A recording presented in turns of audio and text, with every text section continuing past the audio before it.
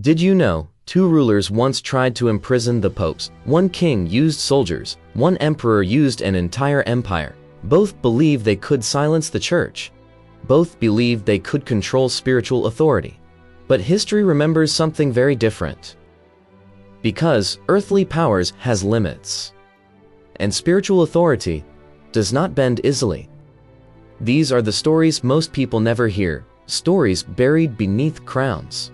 Conflicts and ambitions, stories of rulers who believed they were unstoppable, and popes who stood alone against empires. This is not just history.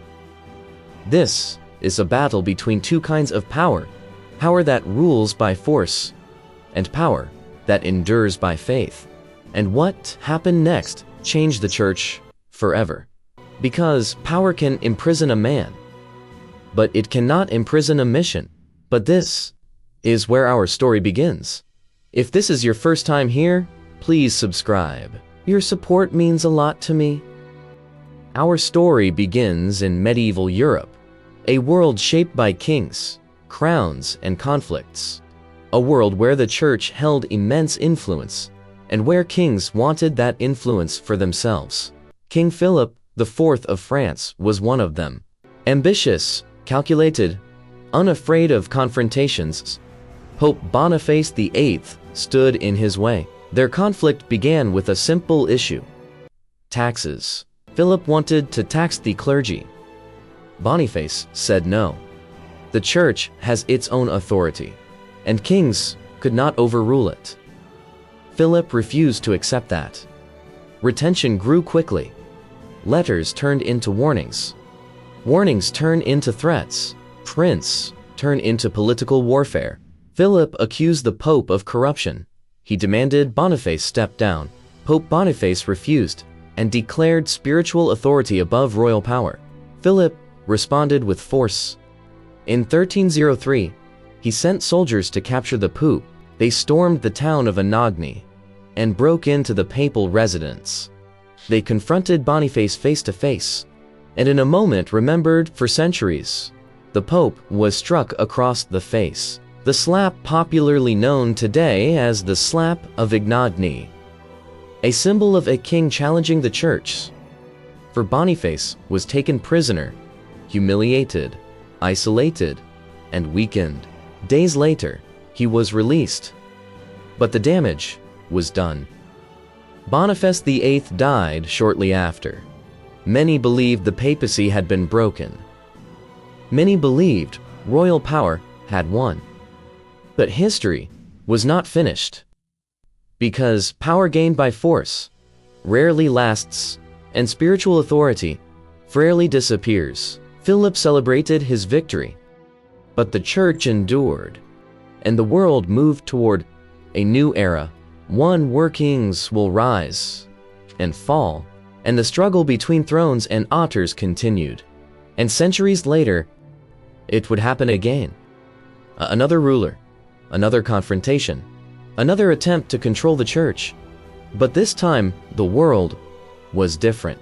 The stakes were higher, the empire was larger, and the ruler was far more dangerous. His name was Napoleon Bonaparte, and he believed no one could resist him, not even the Pope. 5 centuries passed between these two confrontations. Empires rose and fell. Kingdoms expanded and collapsed. But the struggle between earthly powers and spiritual authority remained. And once again, history repeated itself. A new ruler rose to power, a man who reshaped Europe with war and ambition. A man who believed destiny belonged to him alone, and he set his eyes onto the church. The same conflicts, the same tension, the same desire to control what cannot be controlled. When history becomes visible, it becomes unavoidable. But this time, the world was watching, and the consequences would echo across centuries. This is the story of Napoleon and Pope Pius VII. Napoleon Bonaparte rose from soldier to emperor, a military genius, a political mastermind, a man determined to reshape Europe. In 1804, he crowned himself emperor. The Pope was present, but Napoleon placed the crown on his own head. A message to the world: my authority comes from me. I will repeat it again. That gesture is a message to the world. My authority comes from me. The relationship quickly deteriorated. Napoleon seized church lands. He restricted church influence. He demanded obedience. But Pope Pius VII resisted. He refused to surrender spiritual authority. Napoleon responded the same way Philip once did, with force. In 1809, he ordered the Pope's arrest. Soldiers entered the papal residence at night.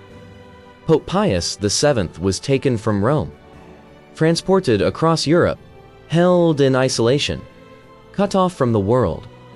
For nearly 5 years, he remained a prisoner. No freedom, no allies, no ability to lead. Napoleon believed he had won. He believed the church would bend.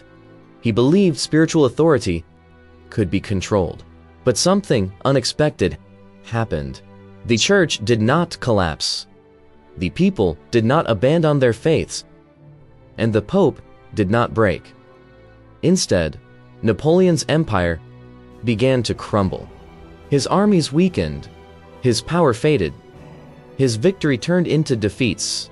And eventually, he fell. Pope Pius VII returned to Rome, not defeated, but strengthened. And the world saw something remarkable. A ruler had imprisoned a pope, but could not imprison the church.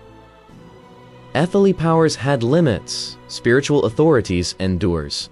Napoleon learned what Philip learned centuries earlier. You can strike a leader, but you cannot strike a mission. You can imprison a man, but not a calling. You can silence a voice, but not a truth. And history remembers that not the crown, not the armies, not the prisons, or the endurance of fates and the limits of earthly powers. These stories are not just about history, they are about the nature of power and the difference between force and faith. Kings rule by strength, empires rule by fear. But spiritual authority rules by convention, and convention cannot be imprisoned. Philip tried to silence the Pope. Napoleon tried to control the church.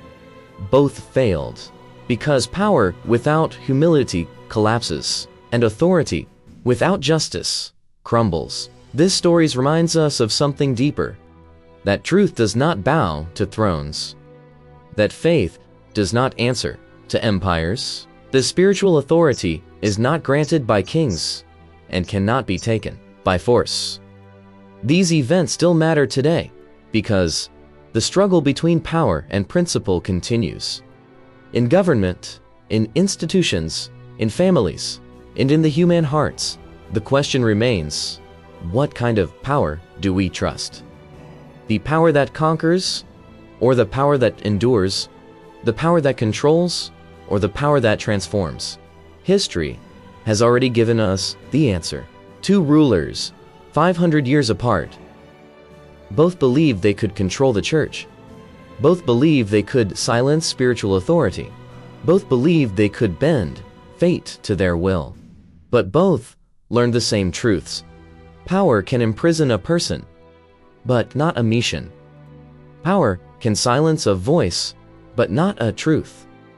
Power can break a body, but not a calling. And history almost forget both stories. What today we remember. May we remember wisely. Leave what history has taught.